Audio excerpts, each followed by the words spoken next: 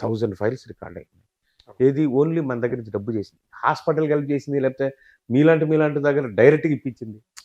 ఇప్పుడు ఫారెన్ నుంచి కూడా కొన్ని ఫండ్స్ వస్తే వాళ్ళకి డైవర్ట్ చేస్తుంటారు. చదువుకునే వాళ్ళు ఎవరైనా ఉంటారు. వాళ్ళు ఫీజు కట్టాలి. పలానా అమెరికా నుంచి వాళ్ళు వస్తున్నారు. వాళ్ళు అలాంటివి చాలా ఉన్నాయి. అలాగే మన Shivaji, hero Shivaji, big boss. అవును. అతను ఒకరోజు ₹1,00,000 పంపించాడు. అప్పుడు పంచాం. ఒకరోజు ₹5,00,000 పంపుతున్నాను అన్నయ్య నీకు. నాకు తమ్ముడిలాగా. నువ్వు 5,00,000 పంచుతున్నప్పుడు దీన్ని కొంచెం ఎక్కువ సర్వీస్ ఇచ్చే దీనిలో పెడుతున్నాను. అంటే నీ ఇష్టం అన్నయ్య. నీకు ఇస్తున్నా కాదు నీ ఇష్టం. అంటే నేను ఒక 3,00,000 వేసి దాన్ని ఒక అంబులెన్స్ రెడీ చేసి ఇప్పుడు తిరుగుతుందండి అది. దాని మీద హీరో శివాజీ ప్రెజెంట్స్ అని ఉంటుంది. నా బొమ్మతో పాటు మా తమ్ముడు ప్రెజెంట్ చేసాడని ఉంటుంది. తను బిగ్ బాస్కి వెళ్ళిన రోజు తన ముఖం పెట్టేసి స్టిక్కర్ ఒకటి రిలీజ్ చేసావు నువ్వు, అందరికి పంపించావు. నాకు కూడా వచ్చింది. వెళ్తున్నప్పుడు నాకు బిడ్డలాగా సార్, నాకు తమ్ముడిలాగా, నాకు సొంత మనిషి శివాజీ. అతను బిగ్ బాస్ లోకి వెళ్తున్నాడంటే నాకు ఆనందం కదా. సో అది కోరుకుంటున్నా విజేత కావాలని. డెఫినెట్ గా అవుతాడని నమ్ముకున్నా. అతను ఫైనలిస్ట్ అయితే గ్యారంటీ, టాప్ 5 అయితే ఉంటాడు. డెఫినెట్ గా ఉంటాడు. ఎందుకంటే విన్నర్ కూడా అవుతాడనే విన్నర్ నా నమ్మకం. అతను చాలా క్లియర్ అండి. క్లియర్ చూస్తుంటాను మాక్సిమం తన గురించి చూస్తుంటాను. బట్ అసలు యాక్చువల్ గా అంత ఫాలో అవ్వను తన గురించి. తన ఇదంతే తను చాలా క్లియర్ వరకు ఎప్పుడు చూసి ఉంటారు మీరు. తన గురించి చూస్తున్నారా? అంతే కొన్ని అంటే చిన్నబాబు వచ్చినప్పుడు కొంచెం బాగుంటది. ఎన్టీఆర్ వచ్చినప్పుడు కొంచెం సరదాగా అది కొంచెం ఫాలో అయ్యి ఉంది. బట్ ఎన్టీఆర్ అంటే బాగా ఇష్టం నాకు. ఫస్ట్ ఎపిసోడ్ తనే కదా. అవును, ఎన్టీఆర్ అంటే బాగా ఇష్టం. ఫస్ట్ సీజన్ కి ఫస్ట్ అయితే అలాగా అంతే తప్ప అలాగని నేను ఎప్పుడు నాకు వేషం కావాలి బాబు ఇంటికి వెళ్ళి బహుశా 3-4 సార్లు అనుకుంటే ఇప్పటి వరకు 5-6 సార్లు బర్త్డేలకి అపీర్ అయ్యాను అతని దగ్గర. లేకపోతే నేను అదే బిగ్ బాస్ దాని మీద మంచి ఒపీనియన్ ఉందా? చాలా మంది విమర్శిస్తుంటారు కదా. విమర్శ ఉండాలండి, ఉంటేనే వాళ్ళు జాగ్రత్త. నారాయణ ఉన్నాడు కదా, సిపిఐ నారాయణ గారు. ఆయన దాని గురించి ఏం మాట్లాడతారో మనకు తెలుసు కదా. అది అంటే అపరిచితుల్ని ఒక కుటుంబానికి సంబంధించిన వాళ్ళు కాదు వాళ్ళు. కొంతమంది అసలు పరిచయాలు ఉండవు, తీసుకొచ్చి ఒక 15 మందినో 20 మందినో ఒక రూమ్ లో బంధించేసి అక్కడ ఏం జరుగుతుంటది ఏంటి అలా ఉంచచ్చు కరెక్ట్ కాదు కదా అని ఆయన అంటుంటాడు. అంటే అలాంటి అభిప్రాయాలను కూడా ఓకే చేస్తూ కొన్ని వీడియోలు బయటకు వస్తున్నాయి. అక్కడి నుంచి వస్తుంటాయి కదా. ఆడపిల్ల పిచ్చి మాటలు తిట్టడం అదొకటి.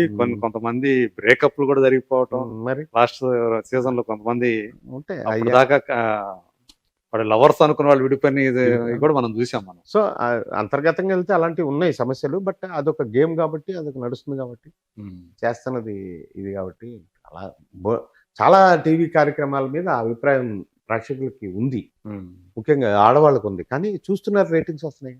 సో దాన్ని ఈసారి కొంచెం ఇంకా ఎక్కువ రేటింగ్ ఎక్కువ వస్తుందంట. మరి 7వ సీజన్. అవును, నాగార్జున కూడా ఆయన 4-5 నుంచి 4 సీజన్ నుంచి ఆయనే కంటిన్యూ అవుతున్నాడు. పుల్టా అని ఈసారి ఏవో కొత్తగా చిన్నబాబు. అంటే మీకు సంబంధించి ఒక అడగాలని ఎప్పటి నుంచి అనుకుంటున్నా, చిరంజీవి గారితో ఎందుకు మీరంటే గిట్టదంట? చిరంజీవి ఎవరన్నారు? చాలా ఇష్టం లేదంటే. అవునా? చిరంజీవి గారికి కానీ నాకు ఏదో విషయం మీద మీ మీద ఆయన కొంచెం నాగబాబుతో అసలు నాకు కొంచెం ర్యాప్ తక్కువ. కళ్యాణ్ బాబుతో నేను సినిమాలు చేశాను. నా మీద చాలా చక్కటి అభిప్రాయం కళ్యాణ్ బాబుకి. చిరంజీవి గారికి చాలా ప్రేమనేనంటే. అవునా? చాలా ఇదిగా ఉంటుంది. అంటే ఇప్పుడు మనం అలాంటి పెద్ద మనిషి మన ఇళ్లలో పెళ్లికి శుభకార్యానికి వస్తే బాగుంటుందని అనుకుంటాం. మనం చచ్చిపోయినప్పుడు డెఫినెట్గా వస్తాడు, వచ్చి నా మీద దండేసి వెళ్తాడు. ఆయన వేరే విషయం. అది కాదుగా.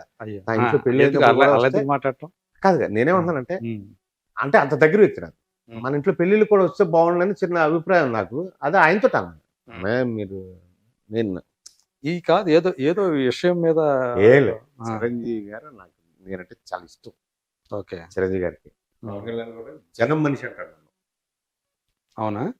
జనం మనిషి వస్తున్నాడు, అతనికి సరిగ్గా సీట్ అయింది, సరే జాగ్రత్త అని చుట్టూరు ఉన్న వాళ్ళకి చెప్పేది పవన్ కళ్యాణ్. చాలా ప్రేమగా అభిమానం ఉంటుంది. మీకు ఆయన మీద ఎలాంటి ఒపీనియన్ ఉంది? పవన్ కళ్యాణ్ మీద బంగారం. అంతేనా? బంగారం. రాజకీయం వేరండి. రాజకీయంలో కొడతాడు చేస్తాడు, ఏదో విషయం. సీట్లో ఎవరున్నా కానీ రాజకీయంలో మేము వెళ్ళి దండం పెడతాం. ఎందుకంటే నాకు పేదవాళ్ళు ఉంటారు. పవన్ కళ్యాణ్ గారికి నేనంటే ఎలాంటి ఇష్టం అంటే, ఆయన హైదరాబాదు మెయిన్ ఆఫీస్ ఓపెన్ చేసినప్పుడు 19 మంది గెస్టులను పిలిస్తే, 19 మంది మాత్రమే గెస్టులను పిలిస్తే అందులో కాదంబరి కిరణ్ ఒకడు. ఏది ఆఫీసు? మనం Janasena office Hyderabad office open చేసినప్పుడు ఓకే. 19 మంది గెస్టులు. నాకు ఏది ప్రశాసన? త్రివిక్రమ గారు పక్క తీసుకెళ్ళి, మీరు ఇక్కడ వరకు రావడానికి కారణం ఏంటో తెలుసా అన్న. చెప్పండి స్వామి. స్వామి అంటాం డైరెక్టర్ గారిని. మీ మనం సైతం మీ సేవ, అది కళ్యాణ్ బాబుకి బాగా ఇష్టం అని చెప్పారు. మీ మీద అంత మంచి ఇంప్రెషన్ ఉందన్నమాట. ఆర్టిస్ట్ గా నేను పనికిరాను అనుకోవచ్చు, లేకపోతే ఇంకోటి పనికిరాను, బట్ వ్యక్తిగా నా మీద ఆ ఇద్దరు అన్నదమ్ములకి చాలా అద్భుతమైన అభిప్రాయం. అంటే రాజకీయాల్లో రాణించాలంటే ఎన్ని విషయాలు ఉన్నా కానీ లౌక్యం అనేది ఉండాలి. అవును. సందర్భానికి తగ్గట్టు మాట్లాడాలని ఉండాలి కదా. మరి పవన్ కళ్యాణ్ అటువంటిది ఉందంటారా మీరు? అంటే మనకి స్ట్రైట్ ఫార్వర్డ్ గా కనిపిస్తుంటాడు ఆయన. అట్లా లేదు, ఇప్పుడు మాట్లాడేస్తుంటాడు. ఇప్పుడు సమాజంలోనే మనిషి జీవనయానం మారిపోయిందండి. స్పీడ్ యుగం అయిపోయింది. మనం చిన్నప్పుడు ఇలా ఉండేవాళ్ళు, లేకపోతే అప్పుడు రాజకీయం ఎలా ఉండేది, లేకపోతే అప్పుడు సినిమా ఎలా ఉండేది, అప్పుడు ఇంకోటి ఎలా ఉండేది. That is not now. అది దెన్, అప్పుడు అది. ఇప్పుడు ఈ మారుతున్న కార్యక్రమంలో మారుతున్నట్టే ఉండాలి. కన్ను కన్ను కాలు కాళ్ళు చెయ్యి చెయ్యి అనే విధానం వచ్చేసినప్పుడు అలాంటి ఉన్నవాళ్ళు ఎక్కువగా వెళ్తారు తప్ప, లౌక్యం అనేది ఎప్పుడు ఒక విషయాన్ని పరిష్కరించడంలో ఉండాలి తప్ప దూసుకెళ్ళటంలో లౌక్యం అవసరం. సో డెఫినెట్గా ఇప్పుడు జగన్ లాంటి వాడు అన్ని కష్టాలు వచ్చినా, అన్ని నెలలు జైల్లో ఉన్నా ఈరోజు ఆంధ్రదేశంలో ఒక ముఖ్యమంత్రిగా 170 సీట్లతో వచ్చారంటే మామూలు విషయం కాదు కదా. ఎవరికి లేదు, 16 నెలలు జైల్లో ఉండి ఎవరికి లేదు కాదు. అలాగా పవన్ కళ్యాణ్కి ఆయనకున్న ఇది ఇంకెవరికి లేదు. అలా చంద్రబాబుకి ఒక రాజనీతి ఉంది అంటే 40 సంవత్సరాల పాటు అది ఎవరికి లేదు. 40 years ఆ స్టేజ్లో ఎవరున్నారు? సో వీళ్ళల్లో ఎవరు గెలుస్తారు ఏంటి అన్నది రేపన్న రోజు వస్తుంది, వెళ్తుంది. But great leaders they are. YS Rajasekhara రెడ్డిని గ్రేట్ లీడర్. ఎందుకంటే రాజశేఖర రెడ్డి గారు నేను చాలాసార్లు కలిసినప్పుడు ఆయనతోటి, ఇప్పుడు ఈ క్యాబిన్లో మనల్ని కూర్చోబెడితే ఈ టీం అందరితోటి క్యాబిన్లో వచ్చి మాట్లాడినప్పుడు ప్రతి వాళ్ళని పేరుతో పిలిచేవాడు ఆయన. ఆ క్యాబిన్ వెళ్తే ఒక నియోజకవర్గం ఉండేది, ఇంకో క్యాబిన్కి వెళ్తే ఇంకో ఆఫీసర్లో ఉండేవారు. ఆయన అలాగా ఈ ప్రగతి భవన్లోనే మొత్తం అంత యాక్సెస్, అంత ఆలోచన, అంత నిర్ణయాలు, అది చేయమంటాం ఇలా అనటం. Is a great leader. I mean to say, అంతవరకు వచ్చారంటే వాళ్ళకి ఏదో ఉంటుందండి, లేకపోతే ఎందుకు రారు? ఎంతమంది పెద్ద వాళ్ళు రాలా? ఇప్పుడు రాజగోపాల్ గారు వచ్చారు, ఎంతో పెద్ద నాయుడు, వెళ్ళిపోయాడుగా, లేడుగా.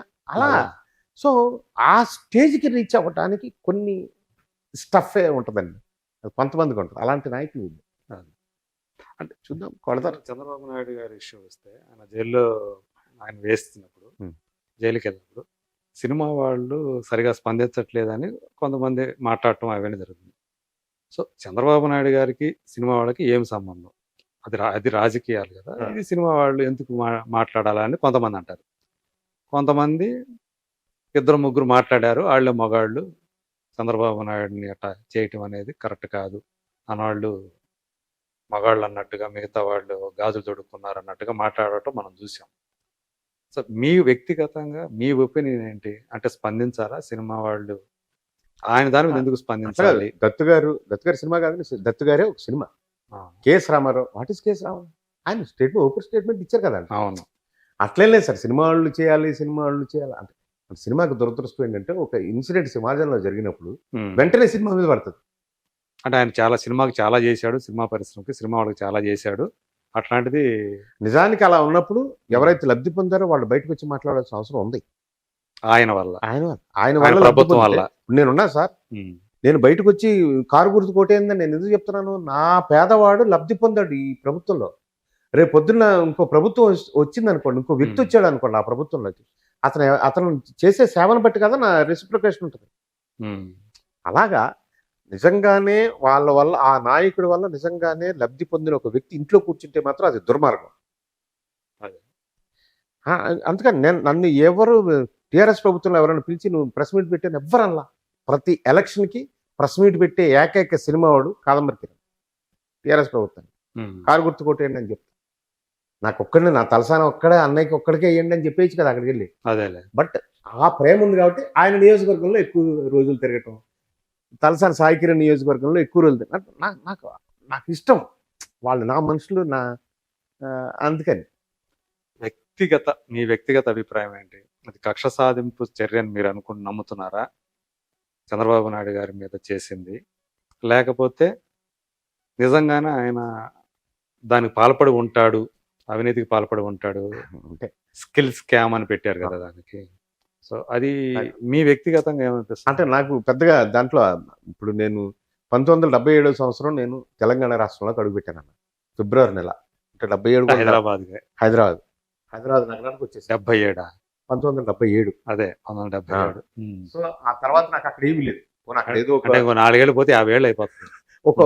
ఒక ఇల్లు అక్కడ ఉంటూ ఇక్కడికి వచ్చి నేనేదో ఉంటూ ఇల్లు డెవలప్ చేసుకుని అలా కాదు. నాకు ఇల్లు లేదు అక్కడ అసలు లేదు, ఆంధ్రప్రదేశ్ లో గుడిసే లేదు. 1977 తర్వాత ఏమీ లేదు. కాకినాడలో ఏమీ లేదు. కాకినాడే కదా. అవును, గురజనాపల్లి, కేసనపల్లి, రాజోల తాలూకా ఎక్కడ ఏమీ లేదు. నా తల్లి తండ్రికి కూడా